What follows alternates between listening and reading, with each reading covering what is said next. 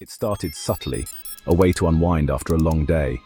Gaming offered an escape, a world where I felt powerful and in control. Slowly, it became more than just a pastime. It morphed into an obsession, consuming my thoughts and dictating my schedule. The real world began to feel dull and unappealing. I preferred the instant gratification of the virtual realm. Days bled into nights, the glow of the screen my only companion. Meals were skipped, social interactions avoided. My apartment became a prison. My world shrunk to the size of my monitor. I was trapped in a cycle of escapism, chasing a fleeting sense of fulfillment. The vibrant colors of the virtual world masked the growing darkness within me. I didn't realize it then, but I was slipping into depression.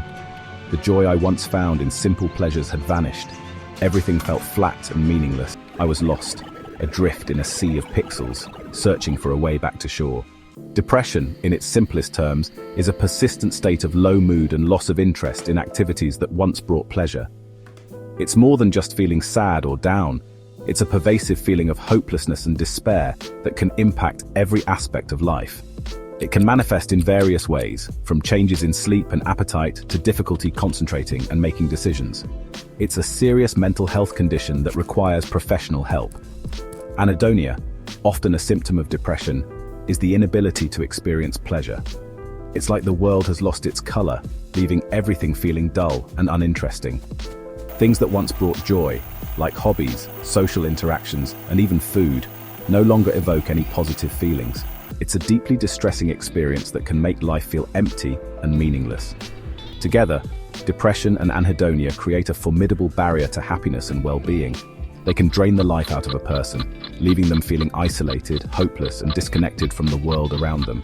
It's like being trapped in a dark tunnel with no light at the end.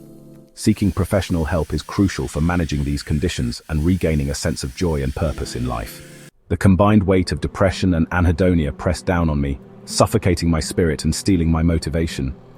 Simple tasks felt insurmountable, and the thought of facing each day filled me with dread. I withdrew from friends and family, isolating myself in my virtual world, which ironically offered no real connection or solace. My relationships suffered, strained by my emotional unavailability and erratic behavior.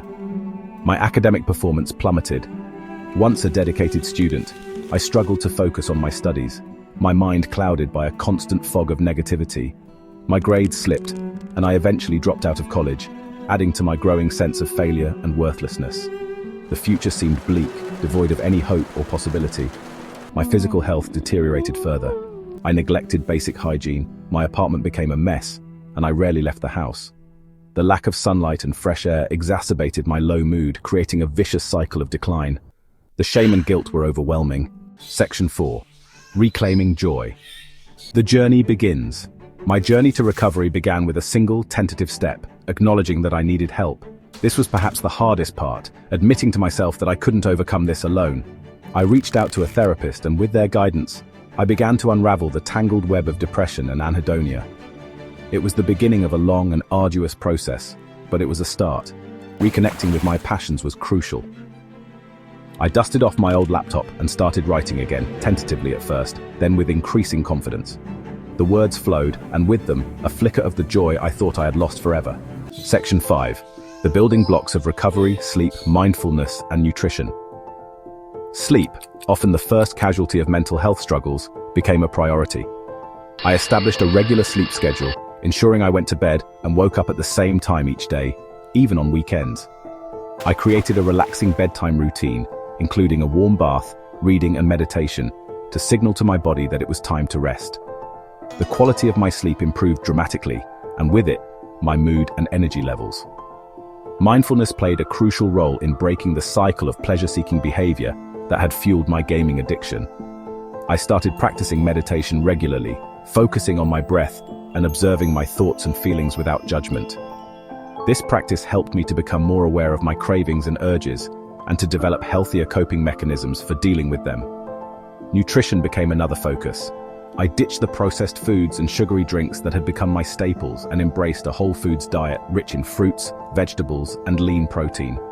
I learned to cook healthy meals, and the act of preparing and savoring nutritious food became a form of self-care. The change in my diet had a profound impact on my physical and mental well-being. Section 6. movement and medicine, exercise and nootropics.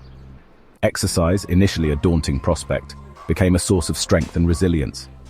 I started with short walks, gradually increasing the distance and intensity as my fitness improved. I discovered the joy of running, the rhythmic pounding of my feet on the pavement, a meditative release.